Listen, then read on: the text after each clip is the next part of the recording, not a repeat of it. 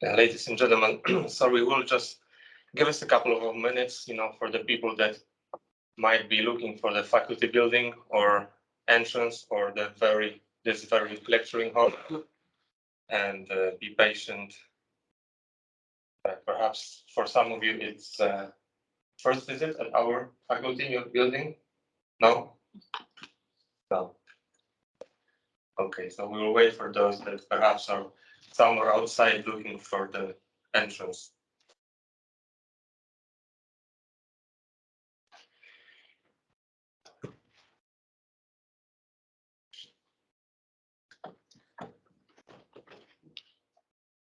Perhaps if you like, you can move over to the first row or somewhere close. I don't know if you want.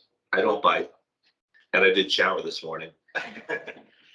But sit wherever you feel comfortable.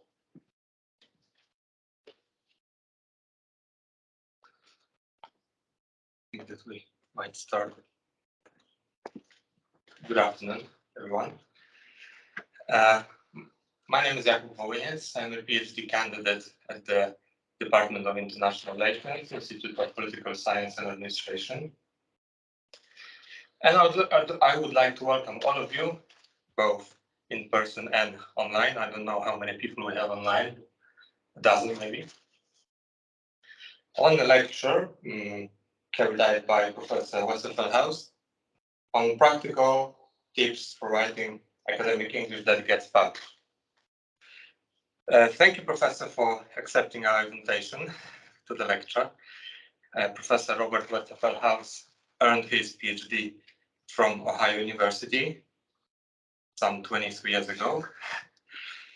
And he currently teaches at College of Charleston, South Carolina, Department of Communications. Right, okay. Professor Westerfelhaus was 10 years ago or 11, 10 years, about 10 years ago, he was the Fulbright scholar, Fulbright fellow. And he has since returned to our university, and he is just about to finish his this year's Fulbright experience. This is actually the last public event for Professor Robert Westerfelhaus. And we hope that with this lecture, your Fulbright experience at our university in Poland is complete and fulfilled.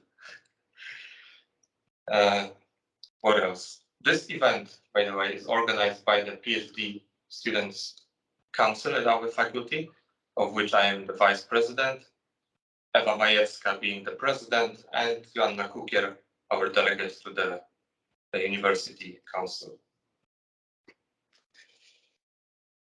I guess that's all that I have on my cue cards. Oh yes, very important thing. Why you are here, Robert, by the way. Professor Westerfelhaus has published numerous journal articles, book chapters, encyclopedias entries, and has been an editor and a reviewer in many prestigious international journals. So a proper man in this lecture. And that's it. So Robert, the floor is yours. Thank you again for being here, and remember that you can count on me with the technical things that will occur at some point in the lecture. And I appreciate that assistance. I am a Luddite, as Kuba can tell. Is this going to work? Yes. Okay. I am a Luddite, as Kuba can tell you. A Luddite being, of course, somebody who is, in my case, simply indifferent to technology. Other people who are Luddites are hostile toward it, but I shouldn't be living in this century, that's for sure. I'd like to begin by talking a little bit about how this presentation came to be. So I think it was 2 or 3 years ago, I was approached by the International Writing Rhetoric Seminar to ask if I would be one of the mentors for up and coming nascent scholars who were working in the field of communication studies. and help them to craft their writing a little bit better, to focus their writing a little bit better. So these are people that were basically in the process of writing their PhDs, or who were newly minted doctors who were out in the profession and were trying to write their first articles and get pieces accepted for presentation at conferences. The way that it was supposed to have worked is that we would be in the summer, we would have a virtual meeting, and I would look over. I would have I had 5 people that I worked with, and I would look over their writing very intensively. Then I would talk with them as individuals, and then we would talk collectively, and so that we could help to refine their writing style. And then they would go ahead, and that would be like in June, and then in August, September, we would get together again to see what progress was made and what needed to be done then, and we would do that in person in Mexico. But none of that happened because of the pandemic. Well, let's say the in-person in Mexico didn't happen. It was delayed 1 year, and it was all online, so it was a little bit different in terms of the mentoring process. But we did, in fact, get to work with the students and the early career professors in helping them to become more proficient in writing. So this is kind of a little bit of a repurposed presentation from that. Additionally, Anya Bedret in my department asked me, because I had done that, to give a presentation to the Polish Rhetorical Society on this very topic online, which I hate doing, by the way. No offense to you, online, but online, and I went ahead and did that. But it's different because you're not talking to people individually, and we'll explain that in a little bit later. Each writer has different tasks, different, let's say, challenges. It's like athletes. And so a writing mentor is like a coach. You have to recognize what their potential is, what their strengths are, and also what weaknesses they might have as well.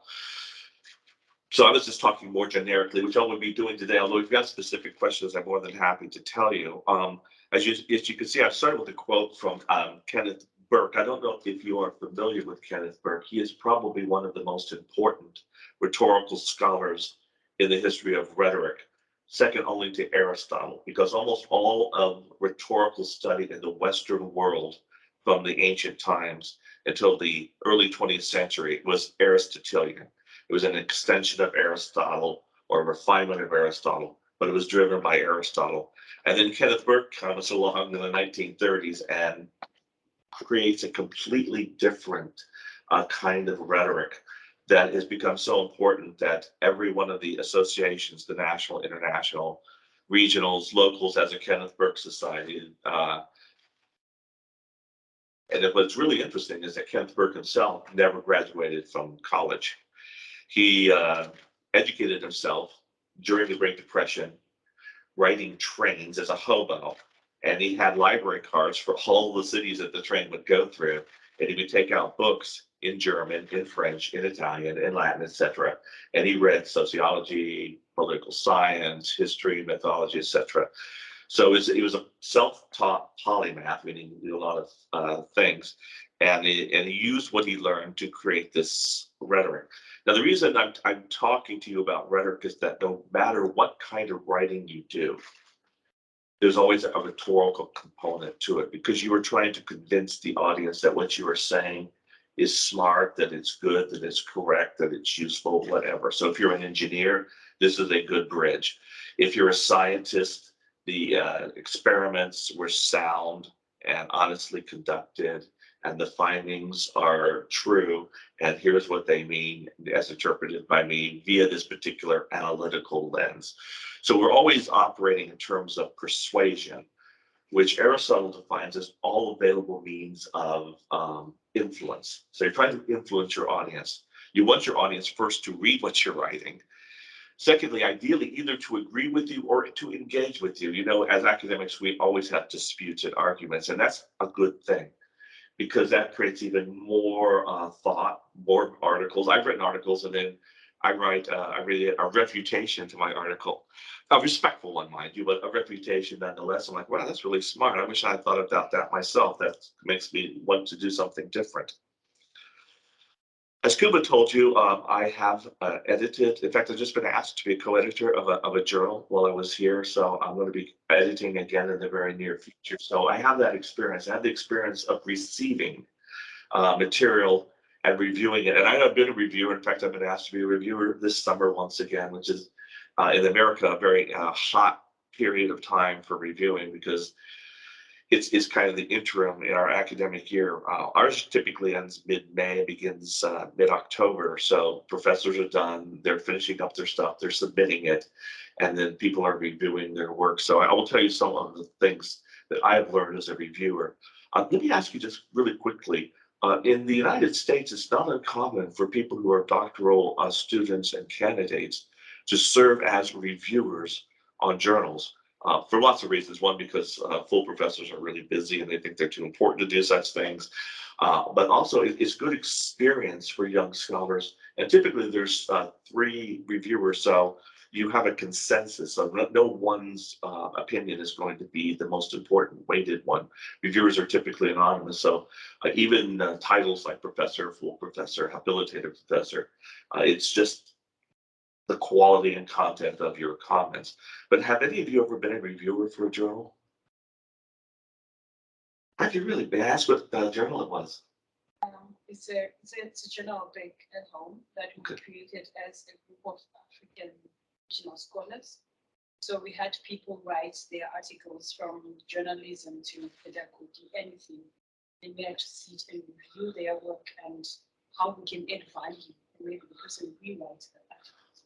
Oh, right, because a lot of times there's rewrites, which I absolutely hate as a writer, but 90% of the time it will make your piece better than 10%. That sounds like a really interesting journal, so it's very eclectic in terms of its topics. And I will tell you, regional journals, in terms of starting out, is a great place because you get more experience, and there's a lot of energy in regions that you don't get in international because people are more, I would say, stiff and afraid to take chances in the international, whereas the regional, I prefer going to regional conferences. I published in regional journals that have in the same status, some of them, as the international and national journals. But I would encourage you to do that, and I would encourage you to become a reviewer for several reasons. One, because it is service to the academic community. Anya, the person who begged me to give the talk that Kuba saw, now he begged me, no, he was nice about this. She has difficulty finding reviewers, and everybody I know now has difficulty finding reviewers. So it is important service because if you're going to publish, you're going to need to be reviewed too. But you know what was the really beneficial thing for me?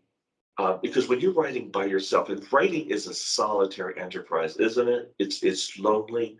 I was reading that when you look at the American Nobel Prize winning authors, and I don't really know about Glick, who's our most recent one, the poet, and I really can't speak to what Bob Dylan's personal habits might be, but most of our writers were alcoholics. Faulkner was an alcoholic, Hemingway was an alcoholic, except for John Steinbeck. He was a German, so they actually said he was just a heavy drinker, but not an alcoholic. But the alcoholism is a result of the loneliness of staring at a blank piece of paper or a screen and then having to engage that and to put your thoughts down. And it's not just your personal thoughts like a diary. It's not the thoughts that you're sharing with your friends. These are thoughts that are going to be peer reviewed by people who are very, very smart and who are going to be looking at it with a cold clinical eye. So that's going to be very scary. There's a certain amount of hesitancy to put your thoughts, because when I'm writing for popular press, it's easy. When I'm writing for the academic, I'm always trying to anticipate arguments that somebody might have against it. And that's a really difficult way to think sometimes. But when you review other people's work, it will give you a real appreciation for how good your work is. Did it do that for you? It improved my confidence because when I was writing by myself, I always felt like I'm writing notes. Good. But when I got to read other papers, I was like, oh. And even some of the people, but even some of the people that you would think, because you don't know who you're reviewing, but when you find out who it was, it's like, that person with this reputation wrote this. So it will really make you feel a lot better about it. About 90% of what you will read will not be as good as anything that you could produce. I promise you. And so it'll give you confidence that what you are doing is significant and important and that you should continue to pursue that. So I have been a reviewer, I've been a writer, I've been an editor, I've done all those kinds of things for different sorts, like encyclopedias, short, pithy, articles, chapters. I did not write any books because initially in the communication program, because it was a social science, recent articles were more important than books. Books are more something for history or literature, but that's changing in the American Academy now. So my younger colleagues are writing books and they're not doing so much peer-reviewed academic journal articles. So this is rhetorical analysis. It's big analysis of anything. So the first thing you need to do, of course, is to have a topic. And I'm assuming since you are all here or online that you are in the process of writing a dissertation, or are you all doctoral students here? There's no master's students? Almost all. Oh, who's the outlier? Good for you. So you're a master's student or an undergraduate? Master. No? Okay, so you'll be writing a thesis as opposed to a dissertation? Basically, yes. Okay, basically, yes. In our system, you would be writing a thesis, which is a mini dissertation, and the dissertation is a little bit longer and more. May I ask what topics that you've chosen, just out of curiosity, then they'll move on? With you. My topic goes like the impact of neoliberalism and decolonialism. The impact of neoliberalism and the impact of neoliberalism and decoloniality on African politics. My case study being South Africa, South African government policy from year 2000 to 2018, like reviewing the presidential candidates, their years and their policies and how what these theories are affecting their ideology in terms of leadership and government. That's really great for several reasons. One, in the United States, you're trained to have what's called an elevator talk. Are you familiar with the term? That means that if somebody asks you what you're doing, you should be able to tell them in the amount of time it would take you to take an elevator from here to there, because most people don't really want to know that much. And then, of course, they'll ask more probing questions. So number one, you had a great elevator talk. Number two, you illustrated that when you choose a topic, most people start with a super broad topic, politics in Africa, the second largest continent, populated, I don't know, 40 plus countries now, right, give or take.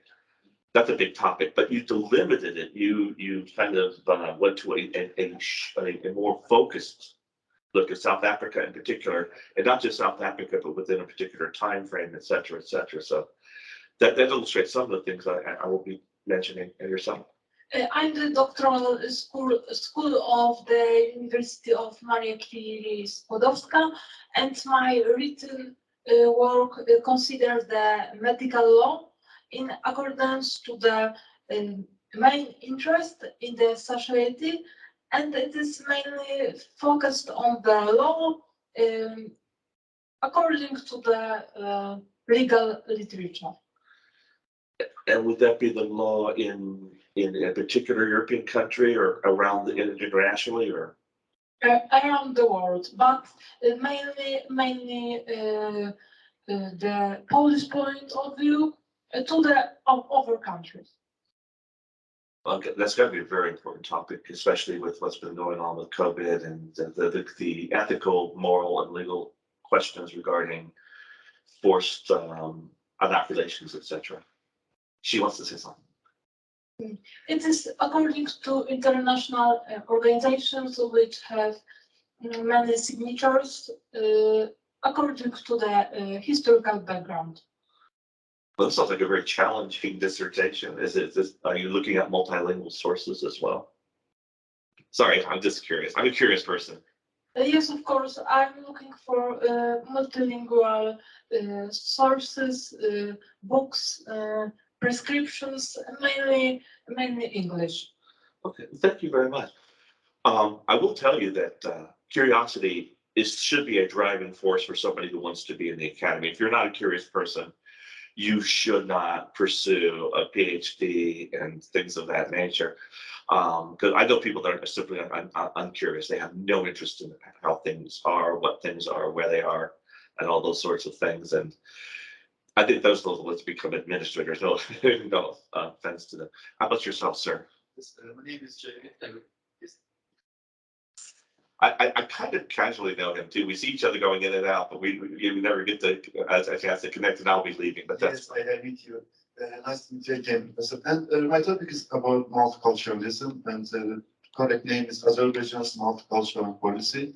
I'm going to analyze, let's say my main analysis is how the state is managing ethnocultural diversity, especially I'm focusing on ethnic and religious minorities, how the state which announces this policy about the diverse society and addressing this policy, and I'm going especially to focus on implementation of this policy, how this policy is implemented in Azerbaijan.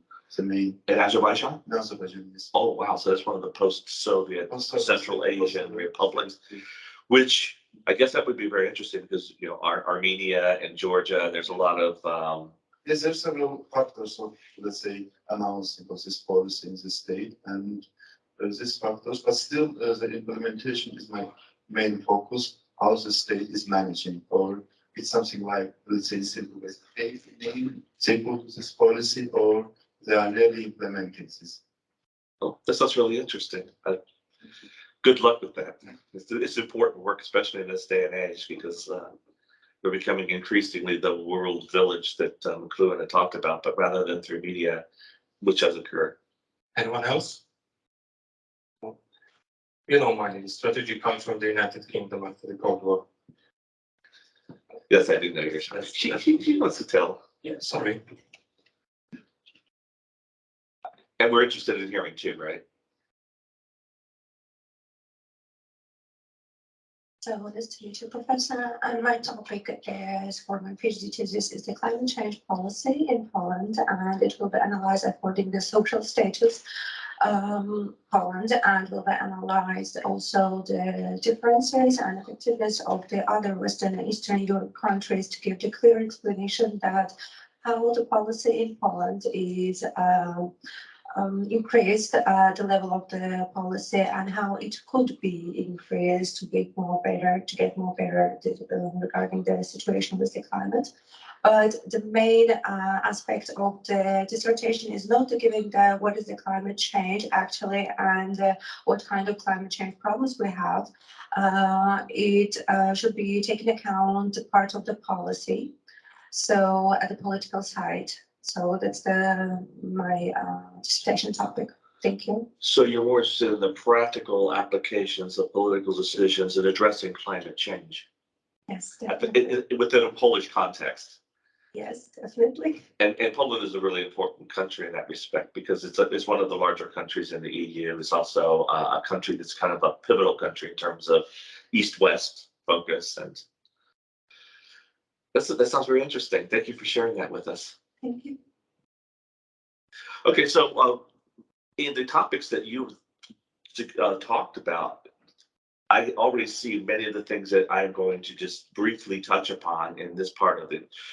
So the first thing that you need to do, and in fact, most writing in the Western world, certainly, not throughout the entire world, but within the Western world, as specifically as a result of our Greek heritage, is tripartite. There are 3 parts to most speeches. There are 3 parts to most essays. There are actually 3 parts to most films if you know how to look and where to look and et cetera. It's so innate and natural to us that we're just used to that. In talking about speech, Plato said that it has a head, a body, and feet. That was later less allegorically defined by Aristotle. It was always so practical as an introduction, a body, and a conclusion. So in the West, we're used to seeing an introduction, and we're used to having a conclusion, and then the body is the meat of whatever the essay is. And I will tell you right now that when you are writing, I would spend the most time, and I do spend the most time, on the introduction and the conclusion.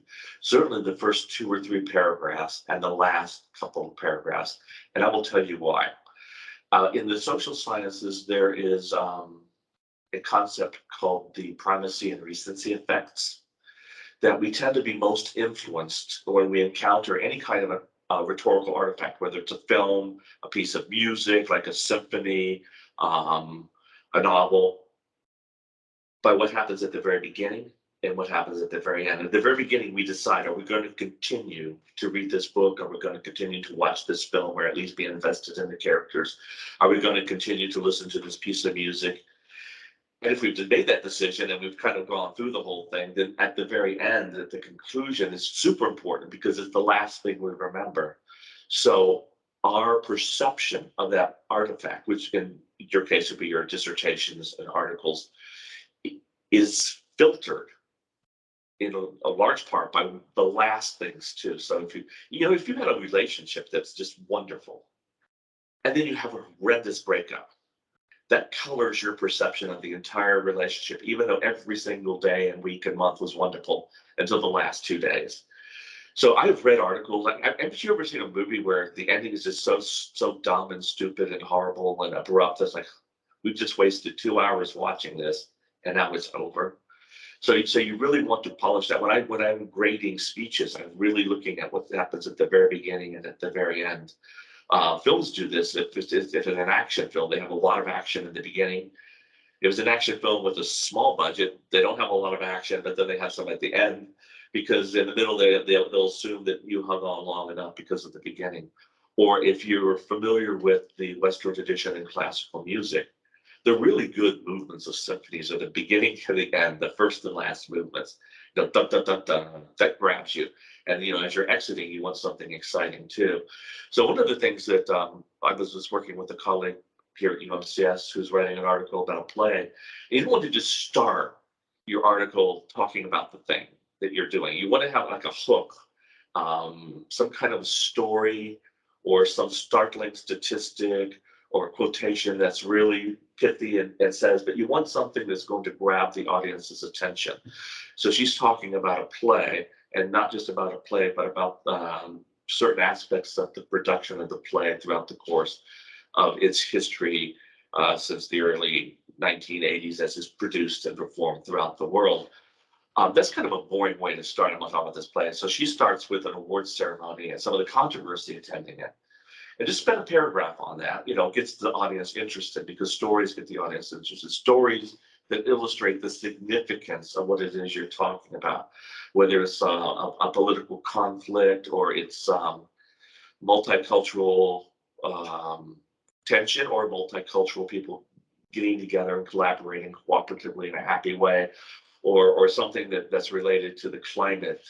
That brings it home, that personalizes it, that makes it that, and then you go on to your more sedate academic analysis. But so you definitely need to grab the audience at the very beginning of whatever it is your piece. I've spent a lot of time on the first paragraph or two as a reviewer. If you're reading like 20 articles a year or more, then I'll say, oh man, this is going to be just not a very nice article, or this is really interesting, I'm looking forward to reading it. That's going to color my perception. Now you could blow it at some point, but social sciences in communication studies, in terms of interviews, and this is also true in terms of writing, say that if you're going in for an interview, the interviewer will have made up a decision about you within 30 seconds of encountering you. They like you or they don't. Now, if they like you, you can ruin that at some point during the interview. If they don't like you, you can never salvage that. That's just how important those first impressions are. And what's true of interviews is equally true of what you're writing. So I would really, again, try to have something that is engaging for the first paragraph or two, and then you kind of transition into the more academic writing. You want your audience to read it. You want them to be interested. And your audience isn't just professors.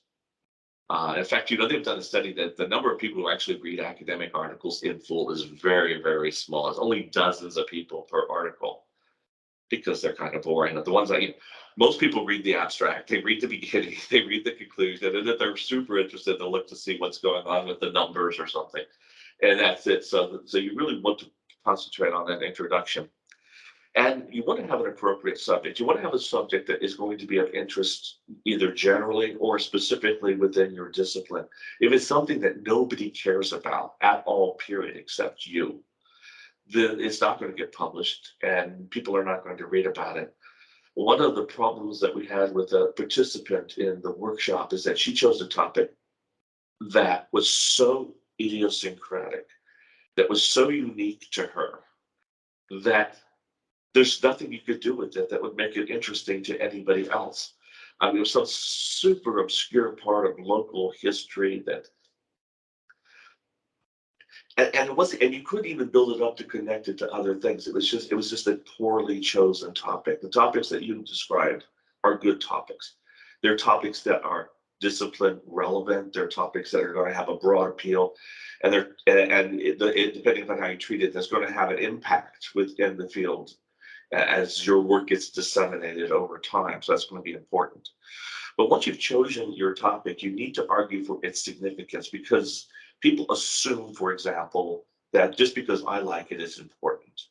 One of the big debates that took place in the United States Academy in the 1980s was, should serious scholars look at comic books and television series and things of that nature? Because up till then, they didn't. They would look at Shakespeare or Charles Dickens or something like that.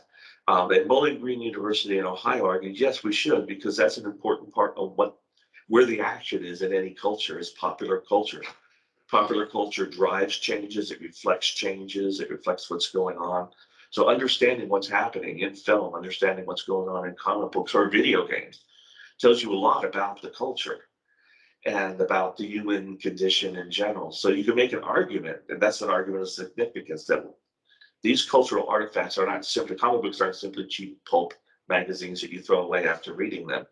They reflect cultural values and perpetuate cultural values in significant ways. So significance is important. If it's not significant, why bother? But there's other things too. For example, is what you're looking at an exemplar? That would mean an illustrative example. So rather than looking at all of Africa politics, you're looking at South Africa as a specific case study. So a case study is one way that you can have an exemplar. So it's important because it's South Africa, but it's also important because it says things about the broader African political experience. There are going to be things unique to South Africa, but there are going to be things that South Africa has in common. And of course, that South Africa will have in common with all the world political systems, because politics is a human enterprise. Aesthetic significance, I don't think this would be quite as much of a relevance to you, but sometimes if you're writing art criticism about plays or literature, was it beautiful? Did it have some kind of profound effect? Was it an award-winning? Something's award-winning, and it wins a lot of awards. That doesn't necessarily mean that it's good, but it does mean that there's a lot of interest in it and appreciation for it. So that would be an aesthetic significance too. So for example, if you're looking at Werner Herzog or Vita and their films and they've won a lot of awards, there must be a reason that they're winning a lot of awards. Their work is significant, and it's significant not just because they're getting awards, but because eventually they will become imitated. I was just looking at something before Kuba picked me up about Tarantino and his films, and how so many shots and scenes are lifted from other movies. He's not hiding this. He's transparent about it. He's not apologetic. He is an homage. He has taken films that he admires and respects and recycled them in a way that's fresh and new and different. Which brings us to cultural impact. So is it something that's really important? It may not have been important in its day, but it could be important now. Are you familiar with the song by Kate Bush called Running Up the Hill? Don't feel bad if you're not. It's #1 now because it's on some Netflix program. It was released 30 some years ago. It was a popular song amongst a small group of alternative rock type people back in the 80s. But now, because it was on a Netflix show, people have rediscovered it. And so now it's having an impact that it didn't have before. Some movies become super popular over time. There's a film in the United States called Christmas Story, which if you haven't seen it, I recommend that you do. It is to the US what Home Alone is apparently to Poland, that they show it over and over again at Christmas and people like to watch it. It wasn't significant, didn't have much box office, but it eventually has become a cult classic. It's favored and shown a lot of times. So that's another way that you could talk about significance, or you could talk about impact in terms of sales, if it's book sales, if it's votes, if it's box office. These are things that you could numerically use to support the fact that something is significant. There are films that nobody goes to see. There's a film called Girlfriends that has Melanie Meyer in, and I only know about this film because I was part of the test audience in the United States for it. It's completely unimportant. To write about that film in an article, it's not significant in any way. It didn't grab any attention. It didn't drive any social change. It did nothing. So I would ignore something like that. You've all chosen significant topics. Social influence too.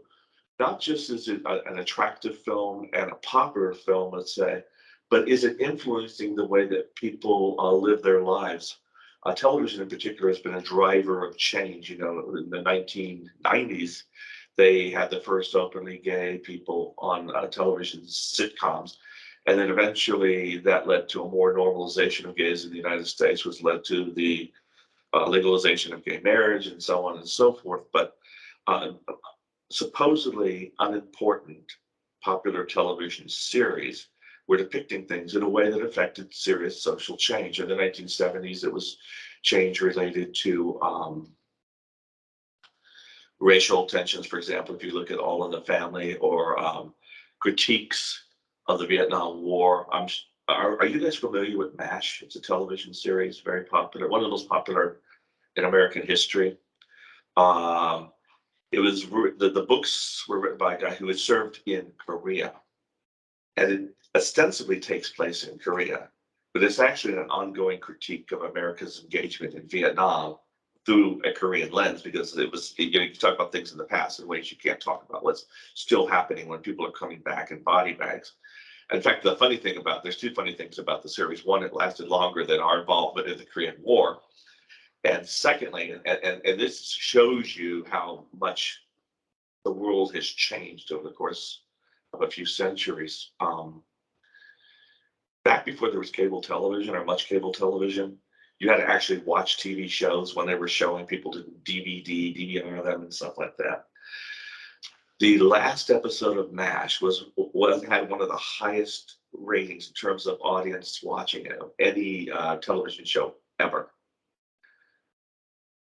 It's over 80% of the audience of people watching TV in the United States that night were watching the last episode of MASH.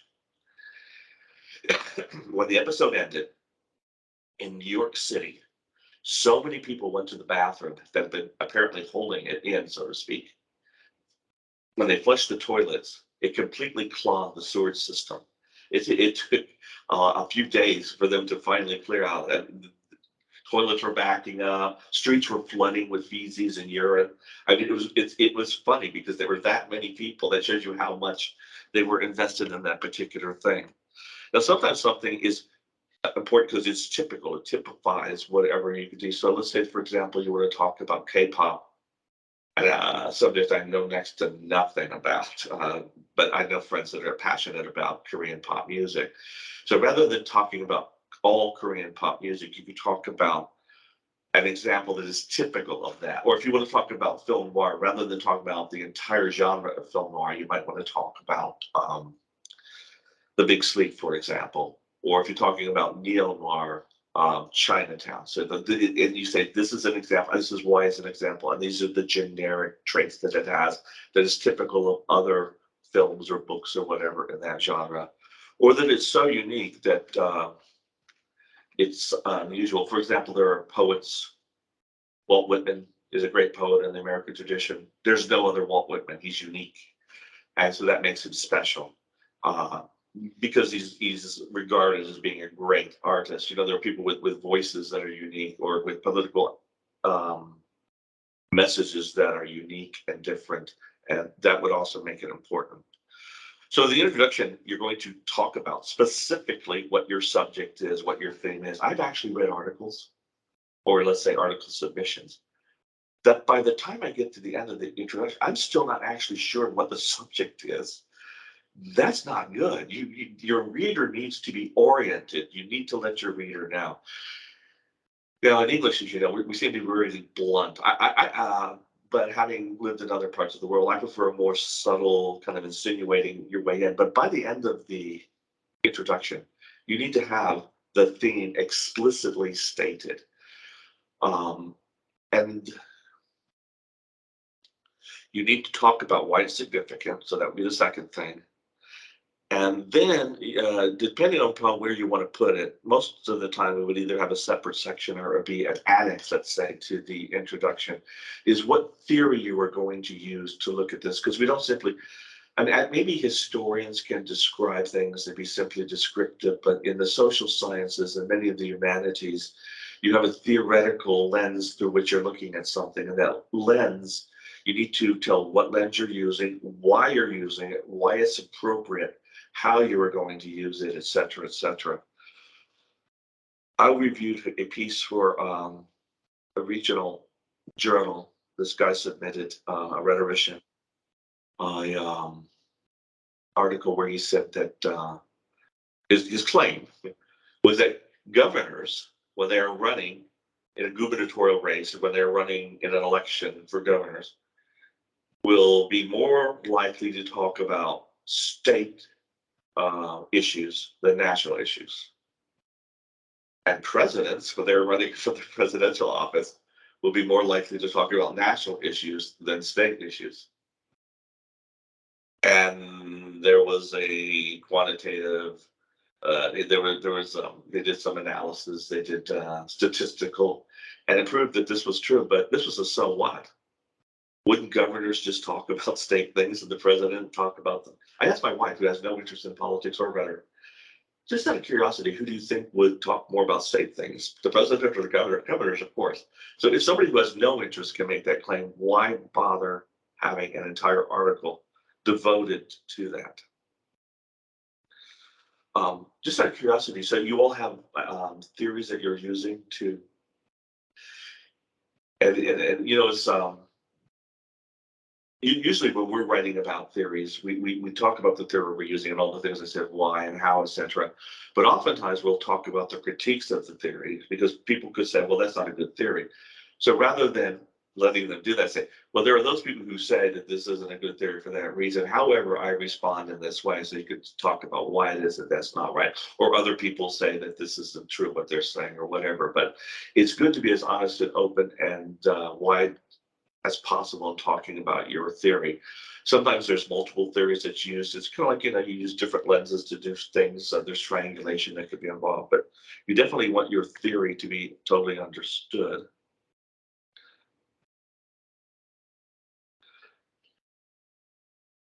Oh, yes. So now we get to the body, and the body is where it's where you're actually using the theory that you have chosen to analyze what it is, your subject, and to come up with findings or conclusions. One thing that people that I've said that proves this, I would really recommend not using the word proof unless you're actually well versed in logic and you're talking about a mathematical proof or a logical proof, because proof has a whole bunch of epistemological weight that most of the time something is not proved. It's suggested, it's more often than not, it's suggested, or it's a correlation, or there's a statistical connection or something, but it's not proven per se. If you read about the history of science by on the revolution of sciences by Kuhn, the guy who talked about paradigmatic shifts and stuff. If things were proven, there would never be paradigmatic shifts. There would never be, you know, a movement from the Newtonian view of the universe to the Einstein view of the universe to the quantum mechanic view of the universe, because if it's proven definitively, it can't be changed. Things change all the time. Our understanding and perceptions of things change. and you want to make a case. This is the rhetorical part. So you're making an argument about whatever claim it is that you're making. So may I ask, are you simply describing what's going on? Or are you going to argue that a particular approach is better than another, or? Yes, no, not simply. Thank you. Not simply describing. Of course, I will use data from governmental bodies, let's say State Statistical Committee, also State Committee on the Religion and religious issues. Also, I will use implementation of the Framework Convention in Azerbaijan, because Azerbaijan signed this convention and is giving reports every 5 years about this convention. Also, this report accepted and again rechecking by the Commission of the European Union. I'm going to analyze all of this together. It will be the secondary data, I think. The primary data, I will use interviews with these communities that are the subject of this study. Let's say ethnic and religious communities, registered, I mean, ethnic religious communities. And I will try to interview at least one person from these communities, 1 or 2 persons. Which will be illustrated examples, so you're giving them a voice. And of course, you're not saying that they speak for all people, but they are an example of the kind of perspective that somebody. And just we're talking about Eastern Orthodox and Muslim and Yes. some other Jewish groups. communities. Jewish? Yes, we have Jewish communities also. And of course, Azerbaijan is a complicated situation because it's a post-Soviet country. So, In Baha'i community, maybe you are familiar. oh yeah, Baha'i. Yes, we have Baha'i community also registered. That I didn't know. There's a big Baha'i temple outside Chicago I visited, so that's so I'm familiar with the Baha'i. I'm going to interview maybe 1 or 2 people from these communities to try to understand simply the government policy, the visions, and the reality. And their experience, right? And whether is Azerbaijan striving to have greater amity amongst people of different religions and ethnicities, greater, less tension and more cohesion and happiness? Let's say, you mean in state? Wait, is that the state's policy is to promote and encourage and protect diversity? I think that personally, I think that the state is, let's say, argues that our policy is good in relation to the ethnic and religious communities. But personally, my view, first, let's say, critical thinking is that it's not so good, and it's not for all communities. There is some discrimination even between communities. For some communities, situation is very good, for others, is not so. Let's say for Jewish community, because of relation with Israel and weapon delivering from Israel for Nagorno-Karabakh war or some other reasons, the situation is very good, and their life support even. I'm taking as a theory, as you told, Kunichka's liberal multicultural theory. I'm applying this theory. According to this theory, most important thing is the funding these communities, funding and state support.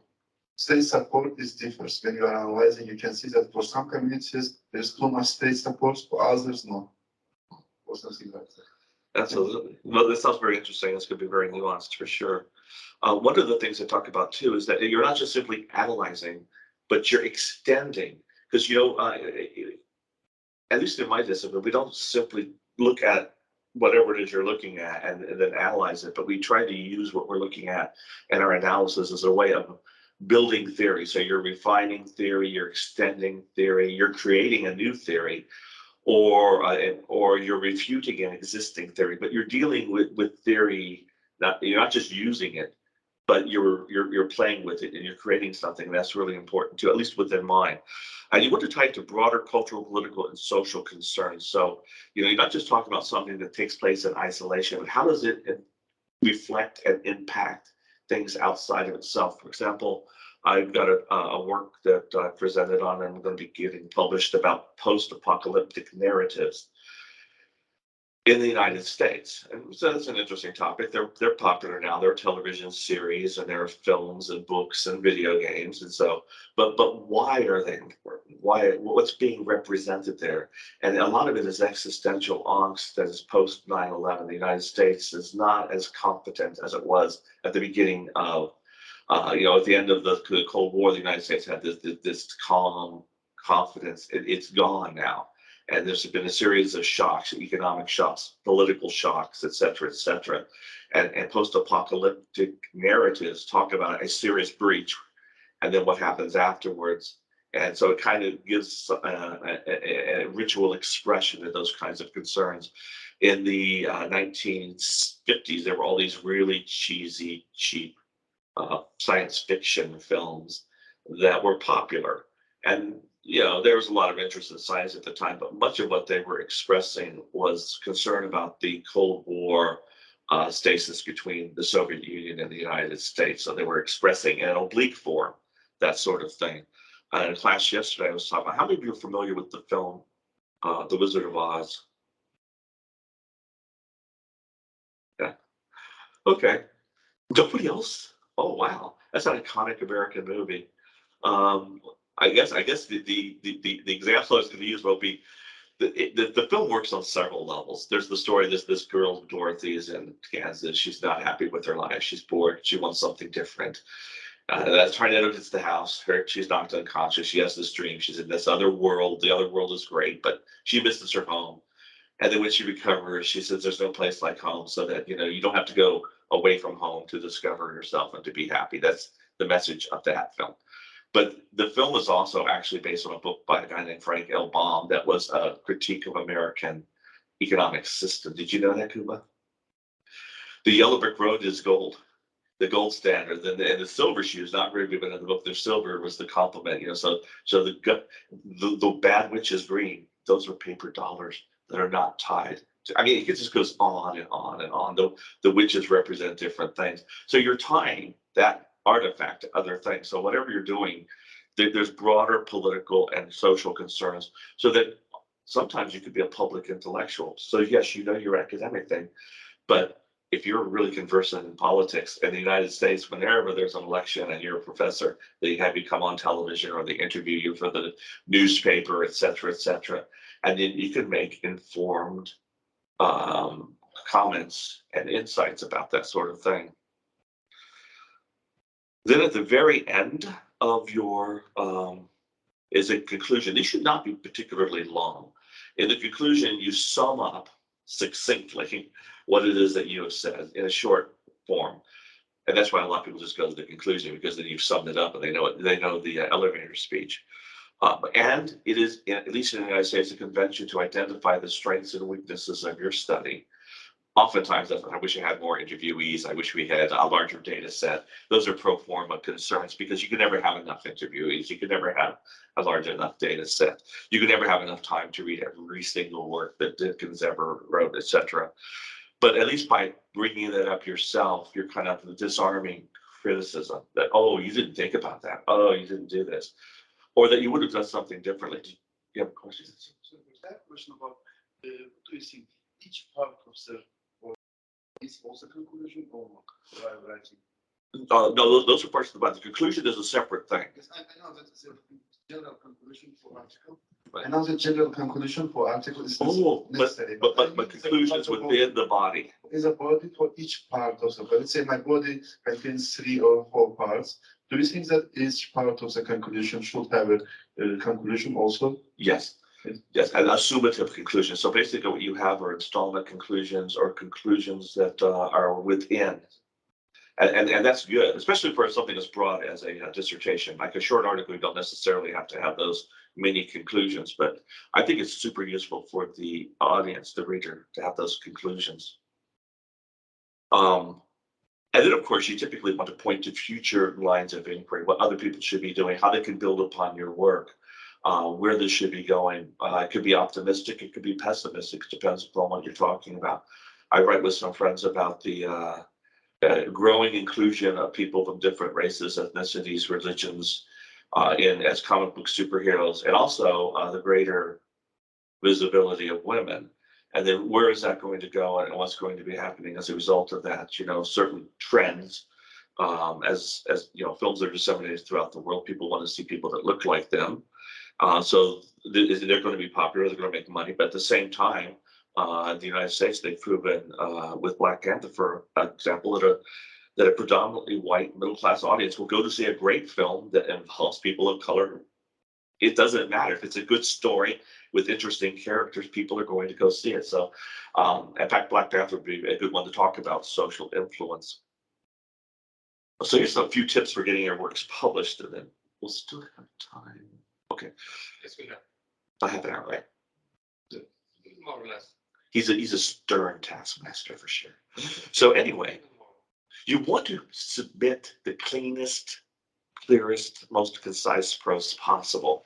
I have read things where the first page there are tons of typos, and you can't make sense of what's going on. And really, sometimes it will defeat. There have been a few reviews where I quit reading after a while because it just isn't worth the effort to try to find out what the person is saying. It's not fair to me. It's like when you go in an interview, you dress up as nicely as possible. You present your best possible self. You should be doing that too. So you should, if English is not your native language, you should have a native speaker look at it and help you with it. I do that quite frequently for colleagues. It's actually a joy for me because I read a lot of interesting things and I learn a lot about the world, and I learn a lot about English too. For example, the term maths, M-A-T-H-S. We don't use that in America. We talk about math. A friend of mine's daughter was talking about, yeah, I really like math. Oh, that's really cute because mathematics is a plural. And it turns out, because I looked it up, that in the Anglosphere, only America and Canada says math, and everybody else, New Zealand, Australia, Great Britain, of course, India, all those places in Africa, they say maths. Toward or towards. I was reading, I said, what towards? Who would use that? So I looked it up. Sure enough, the British would use towards and Americans would use toward.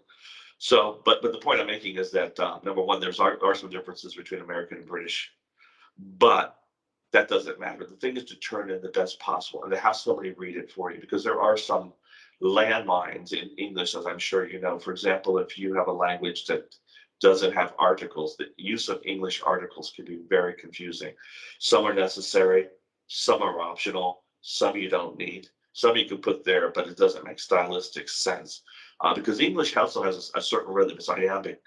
By the way, it's unstressed, stressed, unstressed, stressed. That's why a lot of Shakespearean blank poetry is an iambic pentameter, because it's just the natural rhythm of English.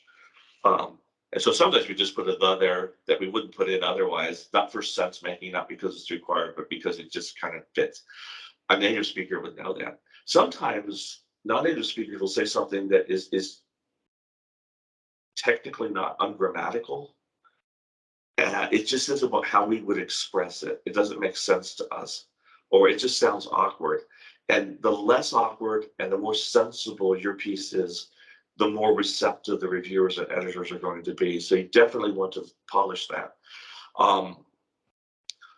You should adhere to whatever the style is. I don't know what style you use. We use the APA, that's the American Psychological Association, MLA, Chicago, etc. But whatever the style is, it's important to adhere to it, because I've known editors who will just reject out of hand because it wasn't written in the style.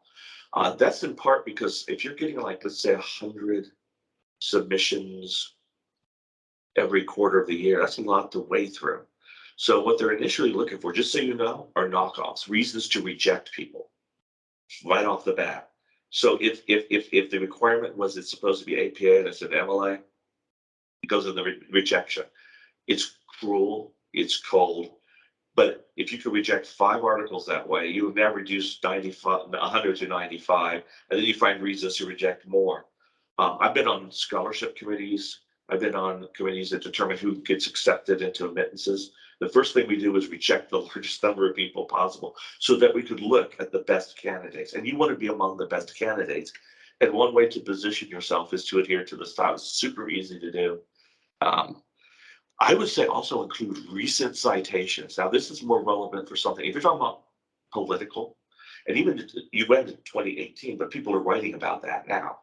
You're talking about stuff that's happening now, but even if you're talking about something that happened in 2000 BCE, there's current scholarship about that. If you don't cite a few current articles, the editorial reviewer will think that it's stale. But you're maybe submitting an article that you submitted to 2 or 3 other places that was rejected. I had an article that I was reviewing that there was no more recent citation than the 1970s.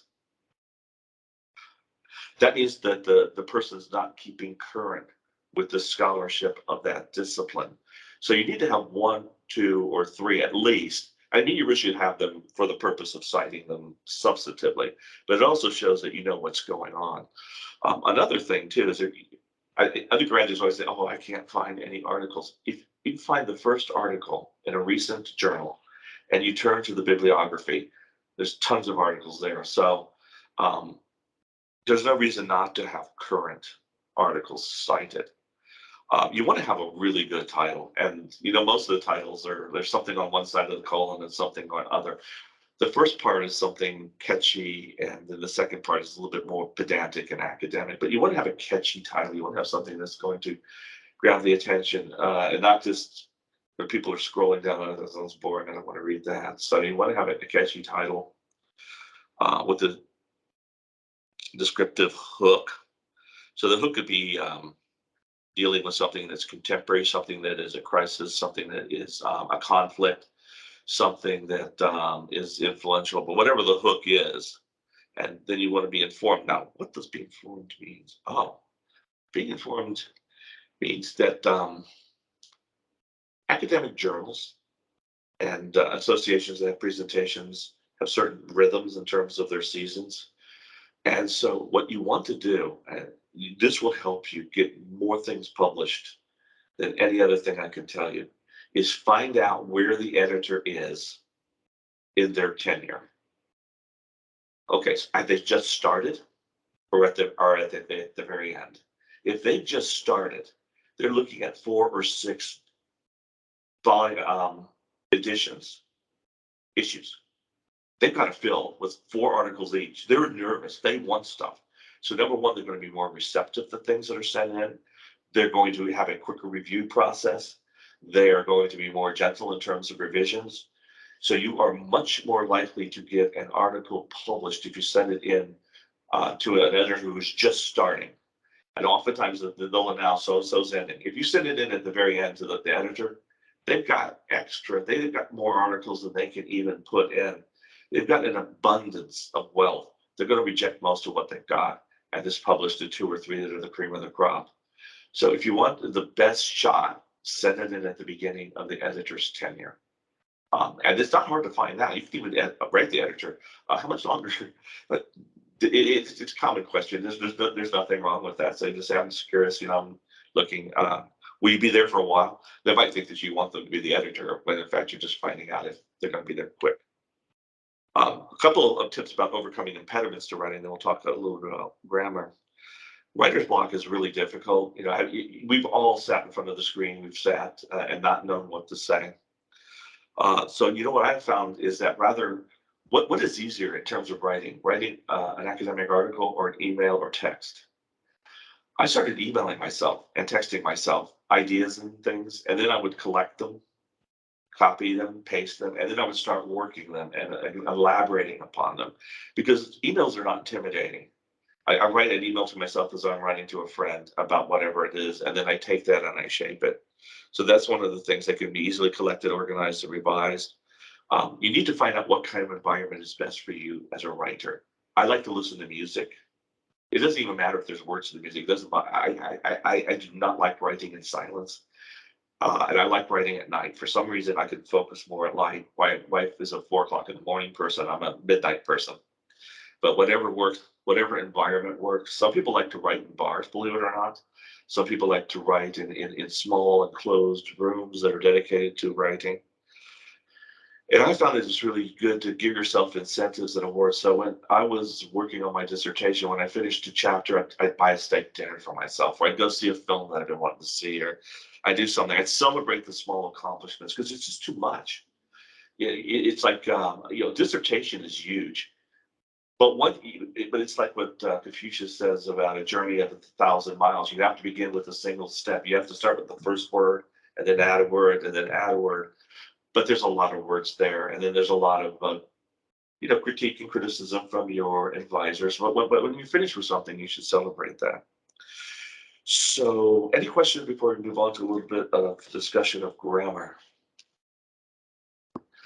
Well, while Cuba is helping me transition, that was a really difficult because he wanted me to do that. And I was thinking, I don't know if you're familiar with this famous line from Tolstoy's Anna Karenina, that all happy families are happy in the same way. You know, all unhappy families are unique or something, depending on. It's the same with writers. There are a few things that are common in terms, but you know, if you're the Polish. By the way, how many of you are okay? A native Polish writer. I mean, who is a native Polish speaker? You are? Okay. You're the only one. So if I'm talking about things that pull. So what other languages do we have represented here? Your language would be the lady in the very back. Yes. What's that? Azerbaijan. Azerbaijan. Oh, okay. I'm sorry. I just really didn't hear. Oh, and yours is?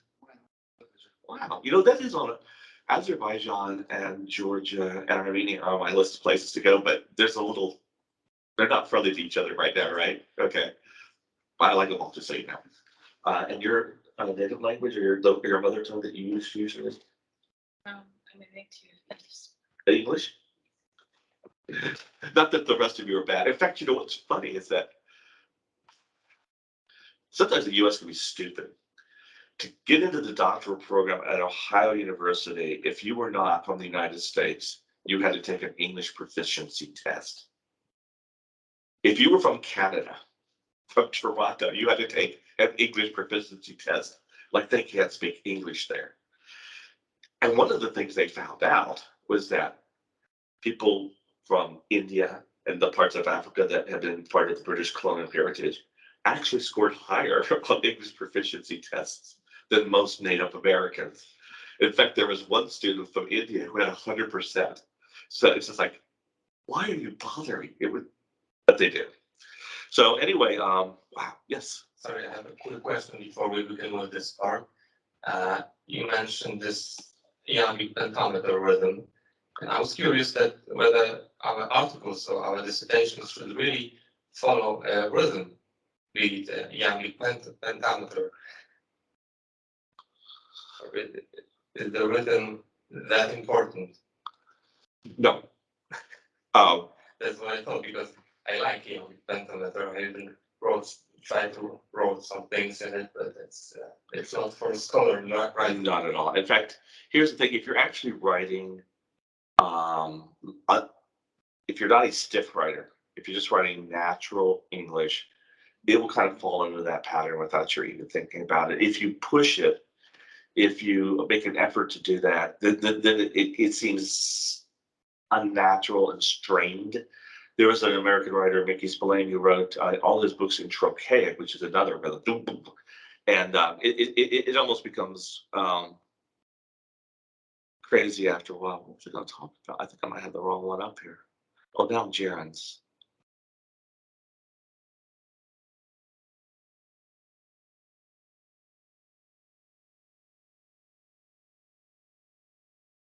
This is a piece that I'm working on for a professor. I won't tell you where she's at or what she's writing about, but darn it. Oh yeah. Do you guys know what noun gerunds are? It's the use of a noun as a possessive, as opposed to using the possessive for possessive. Let's see here. What was it? Where were we doing that at here? Oh, so for example, she had U.S. allies with the apostrophe afterwards. You could just write U.S., which is serving as a noun gerund, and it still functions in the same way. And it's actually better. It's uncluttered. The apostrophe just doesn't look good there. I'm trying to remember. There's one place here I was looking for. There was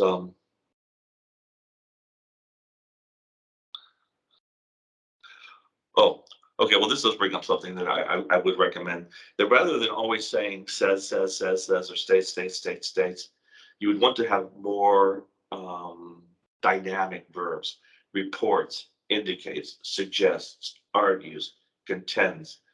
You guys are looking at this like, oh my God. But you want to have words that are more exciting in that respect.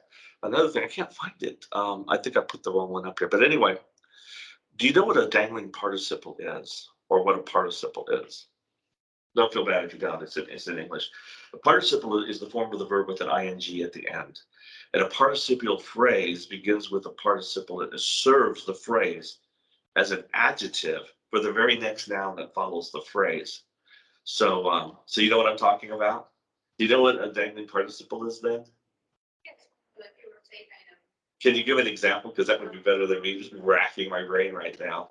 Yeah, just right now I have no clear example about that, but case of the topic. Yeah, I don't know what I did, but unfortunately, right? Okay, let's say, for example, this was something like the president, blah, blah, blah. The next sentence is addressing the crisis. The issues were very concerning. Yeah, why? Because addressing the issues are literally addressing the crisis, not the president, because the president isn't there. There were a few things I guess I could tell you generically, because again, I prefer for this thing, and maybe we could do that sometime in the fall, to have a more of a workshop type thing for specific grammar issues.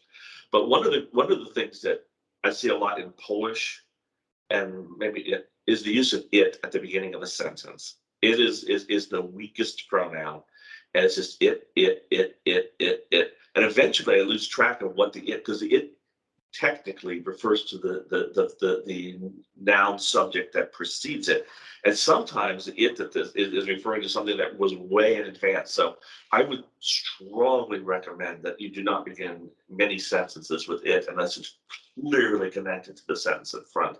In fact, for this person at one point said, for the love of God, please stop starting sentences with it, because there were like 7 in a row. And it was really unclear after a point from a native perspective what it was that she was referring to. Another thing is that we're a lot more assertive about putting in the subject. So at the beginning, so let's say you've been talking about President Obama, and then and you say he and the president and stuff, and then you move to the next paragraph.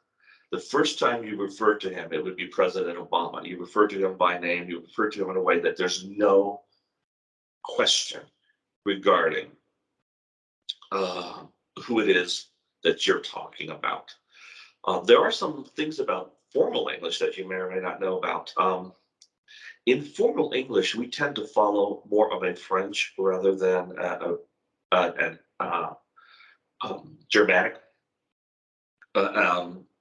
forms of English. You know, English is a train collision between medieval French and Anglo-Saxon, and that took place in 1066 with the conquest, the Norman conquest. So English has 2 adjective systems. We have the French system, pretty, beautiful, more beautiful, most beautiful, where you have to have another word helping. And then we have the German, pretty, prettier, prettiest. So we have 2 different systems. You can't say beautifuler and things of that nature. Historically speaking, although we won't take up too much time of that, the words that are considered bad words in English, like shit, that came from Anglo-Saxon, and the words that are considered good words, like feces, that comes from the French. So when you go to a doctor's office and they want a urine sample, that's derived from the French. They don't want a piss sample, which would be a German thing. Semantically, they mean exactly the same thing. But because of the historical context and the colonization of Great Britain by the French, they got to control a lot of the language. And one way they did that, so if you're writing formal English, and this is a debatable thing, but I would tell you, if you're, until you really know when you can and should break the rules, if you're a native speaker, you can intuitively know, it's considered to be, how can I put this, bad form to end a sentence with a preposition. You know what preposition is: of, with, there, to. So if you say, where did you go to? Number one, the to is redundant, because where did you go is all you need, but you shouldn't say where did you, or who did you go with? It's with whom did you go, and so on and so forth. The reason for that is, according to the language, the logic of French, which is a Romance language, prepositions have objects and objects always follow them. So you can't have something at the very end that doesn't have this object. But in colloquial English, you can do that. Churchill himself made fun of this with a preposition is a lousy thing. to end a sentence with. But if you're not Churchill, and if you're writing for an academic audience and an editor that you do not know, it's better. It's like putting on your formal. It's just to avoid ending sentences with prepositions if you can avoid doing so. Now, there are some colloquial idioms that it would be awkward. Sometimes it's just crazy awkward. But for the most part, I avoid using prepositions at the end of sentences. Another thing that is a debatable grammatical issue are infinitives. The infinitive, of course, is the basic form of a verb in any given language. In English, it's to go, to see, to do, to hear, etc. So there's the preposition, and then there's the verb. But the verb itself, technically, as a single semantic unit, is to go. You probably are familiar with the old Star Trek series, or maybe some of the movies that would say to boldly go where no man has gone before. To boldly go is grammatically incorrect because you have split the infinitive. You have taken and you inserted the adverb in the middle of the verb, and that's again considered to be bad form in formal English. In informal English, we do it all the time. In fact, you would look like you were some kind of a priggish, pedantish, crazy person by not doing it. I've become a lot looser with that over time. There's one more thing I think I will say. There's just so much. Yeah, we have time, so that's okay. Okay. Continue. Okay, thank you. Languages are always evolving, and in the United States, and I don't know about what's going on in Europe, but as you know, there's a lot of what are being called, frankly, the culture wars between ideological West, right, and the ideological left, and everybody in between. And one of the sides of this is pronouns, right? It used to be that in English, the male would be just the universal term. So the condition of man is such that if you say he is, it generically is for everybody. And then as a result of the 1970s feminist movement, that changed to where you would say he or she, and that was considered to be inclusive and politically progressive and good and everything like that. I would do things like, for example, if you're actually doing a generic illustrative example, like if a student does this, then he or she, but now it would be they, and I'll talk about that's why we're going. If a student does this, now I would just say if students do this, then they, and then it's grammatically and logically and numerically consistent. In the United States now, in the academic world, I think that the new MLAs and APAs and APs, etc., we now refer to people as they. Everybody is a they. I mean, no, if it's generic, I mean, if it's you specifically, no, it's he, she, whatever. But if a student does this, then they. I had nuns that taught me grammar, so every time I do that, I cringe because it was, it violates all the grammar and laws of logic and numeracy. But to show you how serious this is, at my college, there was the faculty senate. There's a governing document. It's the faculty administrator something, or the FAM. It is like the constitution of our college. And in it, back in the 1970s, where it said, if a professor does this, then he, then it says if a professor does this, then he or she. Well, then 2 years ago, there was a year-long debate about changing all the he and she's to they. And it's a fait accompli, so it's all they now. So one of the things I would do when you're looking at journals in terms of their style, they will oftentimes indicate the extent to which they want exclusive language and what constitutes inclusive language and what constitutes inclusive language. So now I've heard several professors here say he or she, and that would have been applauded 10 years ago, but now that's considered to be retrograde and old-fashioned and unprogressive and all that. And it's not. I mean, it's just habits of decades of talking and things of that nature. But if you want to get published, you definitely need to be conversant with whatever it is the current form is. For example, It went from Indians to Native Americans to indigenous peoples and so on and so forth. Because Native American itself was not a term that Native Americans ever used. It was a term that was used by the Department of the Interior as kind of a housekeeping thing. So how many Native Americans do we have? That's just it. And so it seemed to be benign because Indians, clearly they're not from India, but indigenous peoples is something that they're a little bit more actually comfortable with.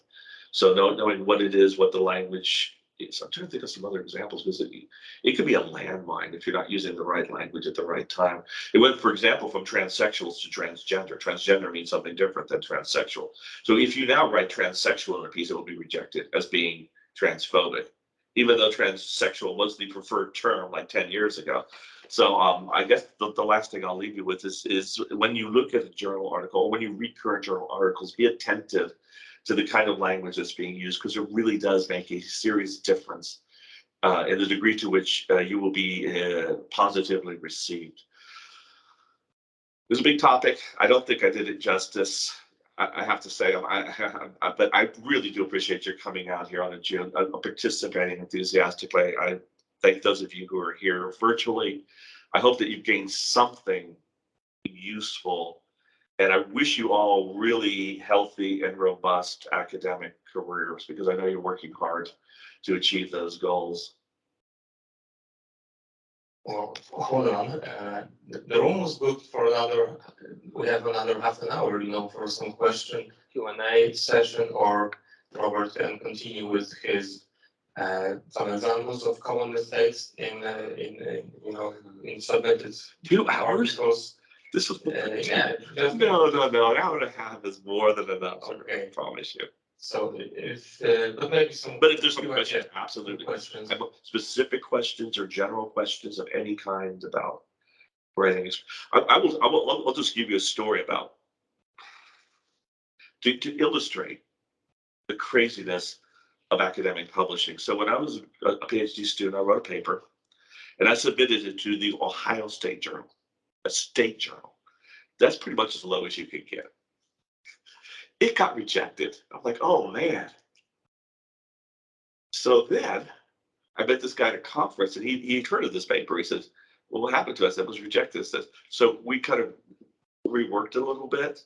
We sent it to the #1 journal, stupidly, in our discipline, a journal with a 98% rejection rate. That means only 2% of articles submitted by people with PhDs and are accepted.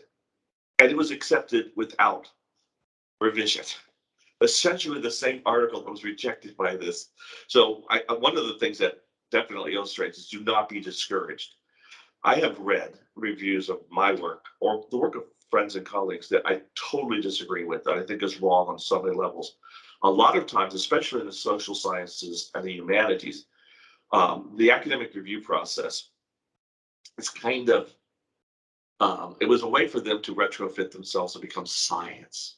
Because science, the reason you have a review is they wanted to check the validity and reliability of the experiments, the fact that there was objectivity, the fact that the math makes sense with the statistical analysis and so on and so forth. It was pretty much fact checking.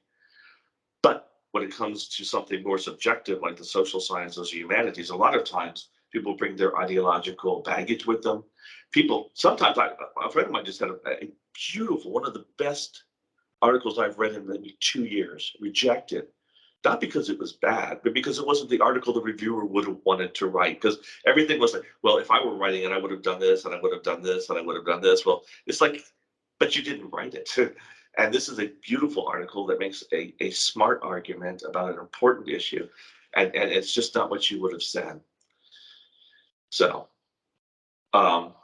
it could be discouraging sometimes. Have any of you submitted your work for review? I know you've been published. I've seen you've been very modest. Did you publish in the journal that you edited, or? I was rejected. Oh my gosh, it happens. It really does. It's sometimes in fact, a friend of mine needed to have a publication, and I wasn't really enthusiastic or on board with this one. It was something that we just did for a conference for fun. So I sent it to, I think Ray's Rhetorica or the other one, New Horizons. And I think if they needed article. It was well written, but it wasn't particularly insightful. Then they have an article that, because sometimes it's that fourth or fifth article they need to fill. Well, apparently they did this article, they rejected it. And everything they said in the review, I agreed with. Well written, important topic, doesn't say anything original or interesting. So, yeah, it happens. And it's going to happen a lot. If you read about whether it's academics or just regular authors, the amount of rejection, that's another reason I think alcoholism and drugs and all the other craziness happens.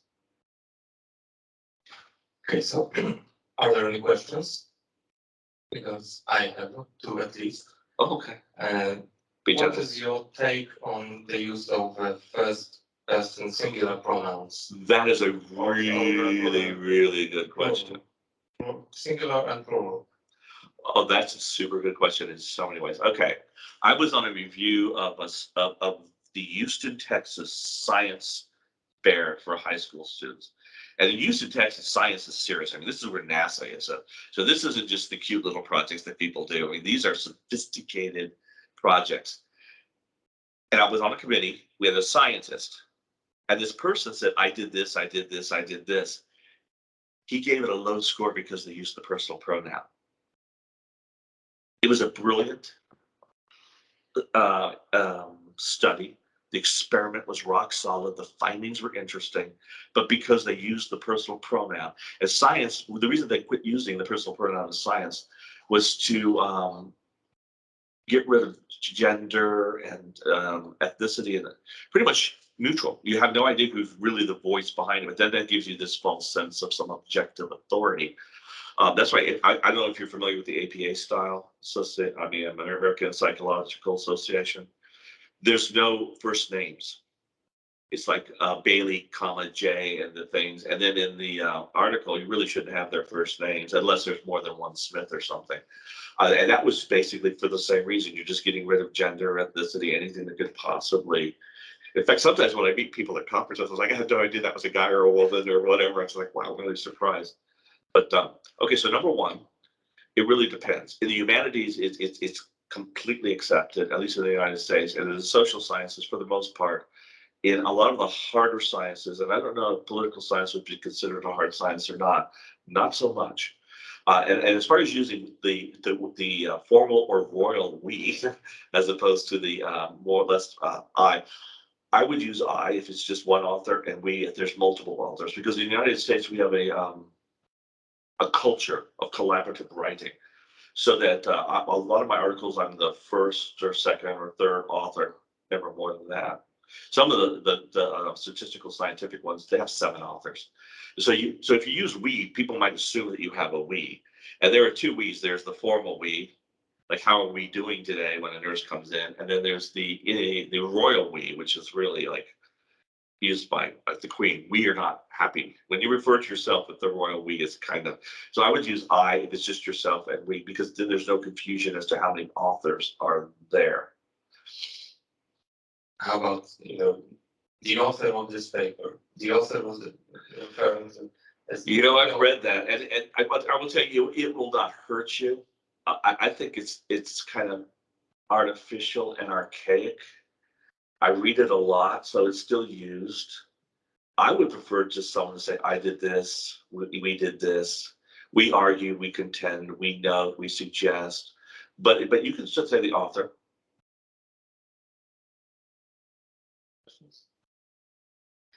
Okay. Sometimes we have in our paper a figure or some kind of a diagram that needs a title and source below, at least in Polish. Right. How should we write a source indicating that it is our work, some kind of a collage, or it is our work? Should we write a source column? Own elaboration, own work, or the author of the papers? Normally, we just put those in the paper, and the assumption is that you haven't attributed it to someone else. It's your work, but you could say below or on the next page, or you will find a diagram that I have put together to illustrate or to suggest or whatever. But I don't know that you would necessarily just Okay, sure. Maybe it's only in Polish. I will start to write in Polish. right. Źródło, opracowanie własne. Is that I'm the author of this particular element of the paper, not, you know, I'm doing some kind of set or diagram or whatever. And there's all kinds of different conventions giving cultural language, etc. Almost every ad is reclama, right? They'll let you know what's an ad. There's you were talking about attributing it to yourself. There's something I was going to say about that. It'll come back to me. Oh, yeah. I mean, there are huge differences between Polish and English in terms of conventions, such as in English, book titles are italicized, play titles are italicized, poetry titles are put in quotation marks, book chapters quotation marks, etc., etc. But then it becomes really tricky. If you're quoting the title of an article, so the article title would be actually a quotation. No, the title of a book that is talking about another book, like something other Dickens, Oliver Twist. Everything would be italicized in your quotation of it, except for the Oliver Twist, which would not be italicized, but something not italicized and italicized thing is understood to be italicized. It's complicated. And you know about ellipses too, right? The dot, and the dot, the difference between the two. Okay, so an ellipsis is when you've taken something out of a work. You know, usually, in fact, with APA now, you never start or end a quote with an ellipsis. You can just start with a small letter and then end wherever you want. I think MLA still does that, but in the middle, it's space dot, space dot, space dot is what technically would be. That means that you've taken something out to compress it. That's unnecessary, and it's perfectly fine to do that. But if you crossed over a period or another form of terminal punctuation, a question mark or exclamation point, you have to add the extra point. So it's point, point, point, point. And that indicates to the reader that this is from sentence A and this is from sentence B or C or whatever, but they're not from the same sentence. That's an indication of that. Also, do you know the word sick in a bracket, SIC? A lot of times the sick basically means that there is something wrong with the quote, but it's not, because so it could be spelled unconventionally. So you put seek, so it shows that it's Latin for whatever. So it shows that I didn't do this, it's the way it is. But a lot of times when you are quoting something that from the past that comes across now as being sexist or racist or ethnocentric, but it's an important thinker and you need to quote them, you can quote them, and then you put just sick, and it basically is, I do not endorse. This is basically the sexist comment is embedded within the original quotation. And so out of respect for the academic conventions of quoting people accurately and honestly, I've done it, but I'm not endorsing that, because sometimes I'll put things in articles that would embarrass me as to say in real life because you're quoting somebody. Okay, so now when I look at this piece that is here, and you mentioned the pronoun it, that is probably Right. especially initially, sentence initially. How about this? And I'm not talking about this example, this book, because it says about the book, but instead of using it, some people will just use this, like this and situation as a Yes. default. Right.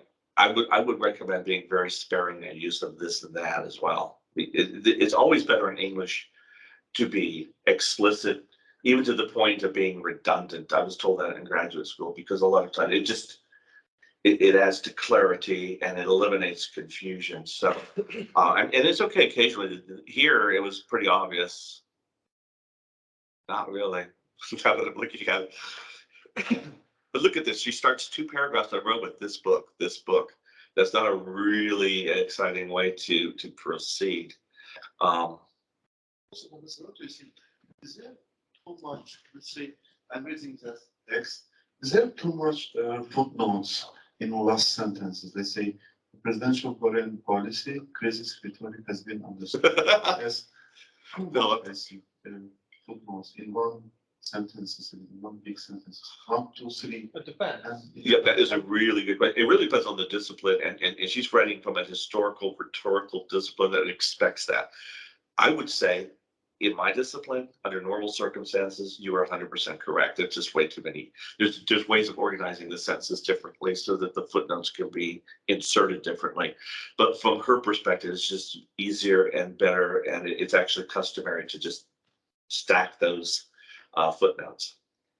Well, I guess that in a literature review section of a dissertation, it might not be an uncommon thing to insert so much footnotes if it's a literature review piece. At least in the international relations discipline, in political science, you want to show that you know the literature, the theory. Right. So and you need to refer to it, so you insert footnotes. Are you writing in a form that requires footnotes or endnotes or? Yes, I'm using also but reference also. I'm using APA for reference, but I have also a question about that. There is some. I'm a little confused about which sources to put in footnotes because our university is allowing to use footnotes at the same time reference also. And I decided to use APA. I don't know, I'm correct, maybe they will correct me later to change it. But for now, I'm using APA style for reference. Let's say year and surname of author, and surname and year is APA style, and I'm giving all this in the reference list. But sometimes, let's say, if I have something from websites or let's say, or some extra explanation, I'm giving it in a footnotes for each page. And what do you think? Which type of, let's say, sources I should use only in footnotes in this case, or which type of, let's say, if it's websites or something like, it's better to use in footnotes? No, actually, according to APA, unless they have changed with the very last edition, every source that is cited in the body of your work has to be referenced in the reference section, and everything that appears in the reference section has to be, like when I'm an editor, I'll actually check to make sure, because some people will inflate their, and then it's not here. So there has to be complete and total correspondence. But part of that means that your footnote doesn't have to be as complete because it's going to refer to something in the bibliography with the web pages and things of that nature. In this case, it's better to use footnotes just for explanation, extra. I would say so, yeah, because APA is so good at directing you to the sources. I don't know how many of you are familiar with this. It's really common in America. Purdue University has something called OWL, like OWL, like the bird, but it means online writing lab. They have MLA and APA and Chicago, and it is the best source because you go there and you can find anything. If you want to find a web page, a blog, a Twitter, how to cite this, they tell you how to do it. It's updated more frequently. I'm using Mendeley. Okay. I have Mendeley library. I can change in 1 second the citation style. Oh, perfect. Old paper. Oh man, I wish I knew how to do that. I'm so old fashioned. Back in the day, I had an article I wrote in APA, and a journal wanted it in, a book chapter wanted it in MLA. That meant I had to look up the first names of every single author that I cited, because it's before they had stuff like that. I took a whole weekend, and then moving the date to a different part of the reference. Perhaps our online audience have some questions, so they can post it in the chat and we will read them.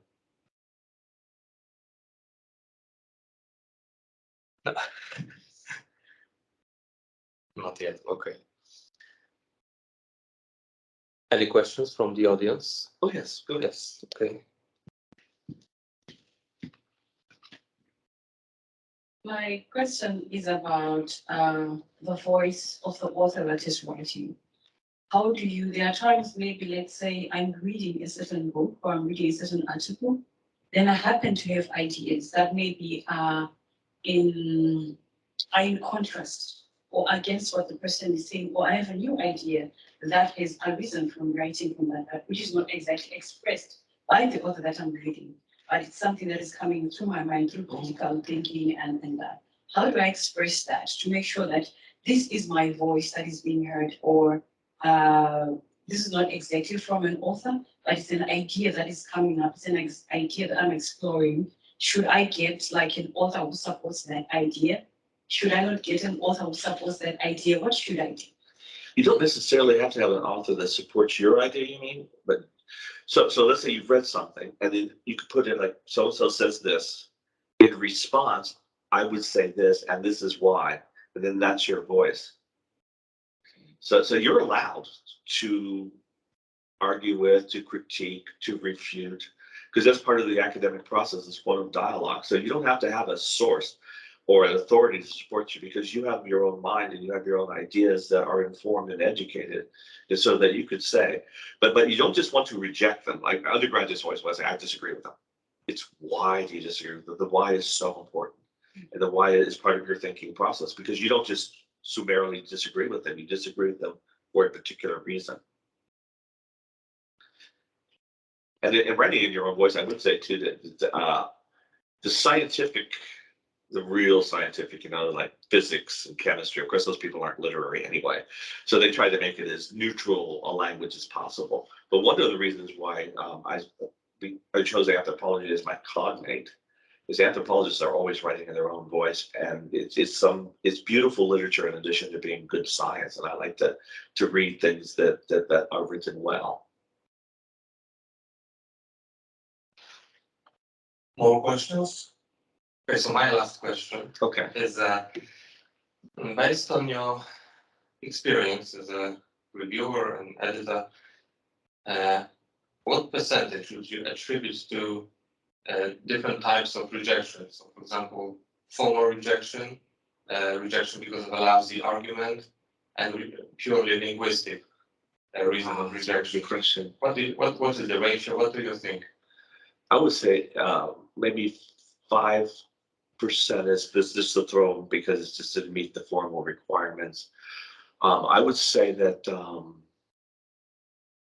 80% would be based on the substance, that it was well argued, it was illogical, there were serious mathematical errors, the theory wasn't correctly applied or understood, and then the other, that would be with 15%, right, would be because of language. There's been, I can only think of a few articles that were flat out rejected after the entire process on language, but about 15%. Oh, there's hope. Oh, there's always hope. You have another question to your. Right. Okay.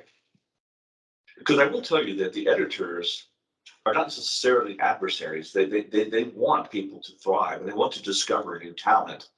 And discovering new talent means that you have people submitting, but you have to help them in that process. My question is about the theoretical framework and the theory. How do we ensure that my own study is different, of course, because it's guided by the two theories, by the theories themselves, in terms of praxis in the theory itself. But then I know of some other, like sometimes I write papers and I choose a theory and a theoretical framework. But I want to ensure that that theory is heard throughout, the whole paper until the conclusion. I've read some papers which have a serious weakness in terms of like we just hear of the theory when it's being talked about in the theory, in the literature review section, and you don't hear of the theory at all. So how do you ensure that the theory is a constant reminder? It's there, it's being applied, it's critiqued, it's refuted or anyhow, but it's something that is visible within the paper or within the thesis itself, without it being just paraded and then just left there. That is a really good point, because I have rejected papers where you read this great theoretical build-up and say, oh, this would be great. and it's not even mentioned at all the rest of the time. A lot of undergraduates do that too. So, but I would always be, according to Burke, it's usually Burkean theory, or as looked at through the lens of von Genep's rites of passage, or whatever theory you're using, critical cultural theory, whatever, but constantly make sure, as so-and-so says, and or this reflects or illustrates what so-and-so says, which means that you're looking at it through and you're seeing, or this refutes what so-and-so says, or this is at variance with what so-and-so says, but you're still always drawing attention to the theorist or the theory, and they're entwined. I mean, most theories have one or two people, unless it's a super generic one, like what would be one, agenda setting theory. I mean, they had people back in the day, but now agenda setting theory is so big. Agenda setting theory in the mass media is that the media do not tell us what to think, but they tell us what to think about. I mean, 2 or 3 weeks ago, it was the lawsuit between Bird and Depp.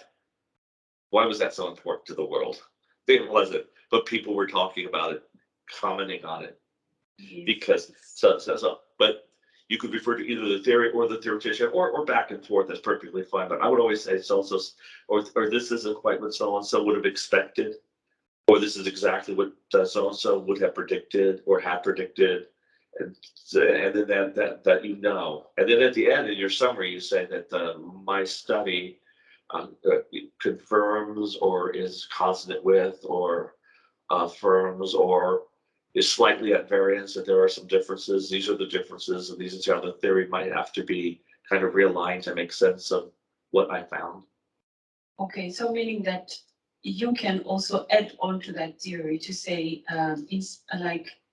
for example, I like to look at the frustration and aggression theory, meaning that it explains the behavior of subjects, the behavior of citizens, mostly in a maybe if the governance is wrong, there's always some frustration and aggression that is involved. And I like to say, okay, their behavior is consistent with their frustration because they are not getting this. But let's say there's a theory which you feel like probably there's a lot more that was left out, and you still need to add on to it. Are you allowed to bring in another theory as well? Yes. To further buttress it or make it stronger, or I think it's okay. You have some theories that are you're just referencing them in passing, that because it's not the dominant lens that you're using, but it does help you to make sense of something. Because everything that we deal with in the social sciences is the intersection of so many different things that no one theory can possibly explain it. No one focus. There's going to be gaps. There's going to be things that you have to ignore or elide, but it's okay to bring in something. I mean, I've done that. Here's the theory I'm using, but with this aspect of whatever, here's something that tells you a little bit more about it. All right. Thank you. You're welcome. So unless there are some questions, I guess that's a wrap. Thank you very much, Professor, for conducting this. It felt almost like workshops, the second part. Well, thank you all for coming and for being participants and making it a lot more fun than I anticipated. You said it was going to be hell for me.